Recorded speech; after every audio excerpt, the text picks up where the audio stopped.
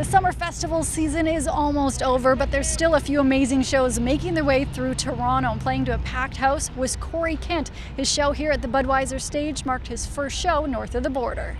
I tried ketchup chips. I tried, I guess Kit Kats are different here. The packaging's definitely different. They taste better.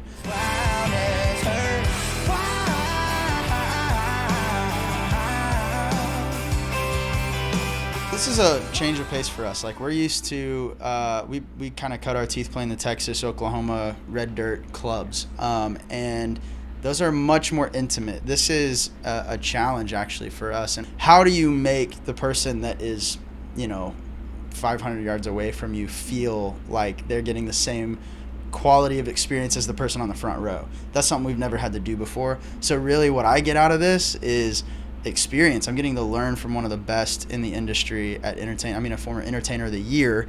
I get to take notes every night and just get better. When we talk about entertainers of the year, I need to ask about Garth Brooks. I know an inspiration for you, but how in the heck did you guys become email buddies when you were in college? Well, so first off, Garth retired kind of at the height of his career and moved back to Oklahoma, and I was born and raised in Oklahoma, and maybe a 45-minute drive from where he's from to where I was from.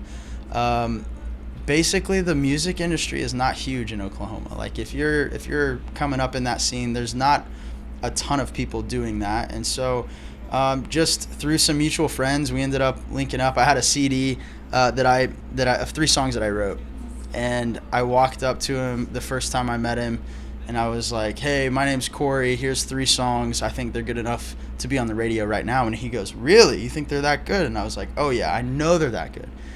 And then he goes, "Okay, man. Well, I'll give them a listen," and it had my email on it. And well, I walked off, and my buddy that was with me that introduced me, he's like, "You really think your songs are that good?" And I was like, "Heck no!" But I know he wasn't gonna listen if I didn't tell him they were great, And so he listened to the songs. He shot me an email, and we kept in touch ever since. So he was a huge inspiration for me going to college. He told me, still to this day, one of the best pieces of advice I've ever received is from Garth. And he said, if you want to write real songs that real people relate to, you have to live real life. Don't worry about chasing the songwriting artist dream. Go live real life.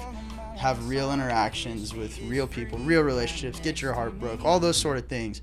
And then you'll have the ammunition to write great songs. And so that's what I did. I just lived a pretty normal life. I mean, I feel pretty normal. Like, I'm married. I have 3 kiddos. Like, I'm living life to the fullest of my ability and writing songs about it. Telling dad jokes, but part of your real life experience is your golf game. Are you going to write a song called Birdie? Because I believe you did get your first one possibly this year, within the last year. I just started golfing. I guess maybe like 8 months ago, or maybe last year. But anyway, no, I'm not going to write any songs about golf. I'm not very good. I love it. I love being outdoors. I think that's my favorite part about it, is when you're out there, you don't think about anything else other than just hitting the ball or, shanking the ball in my case. But I've really grown to love just getting out and shutting my mind off and hanging out with the guys and playing around at golf. Last thing I want to ask you is there's a song, Mr. Brightside. I don't remember how it goes. Do you have any idea how it goes?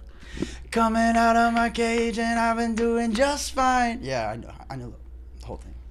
Corey recently released a little preview of a song called This Heart on social media. It got over 1 million views in less than 24 hours. I asked him when we can expect a release date on it. There's no official date yet, but he says it will be out soon. For City News, I'm Lindsay Dunn.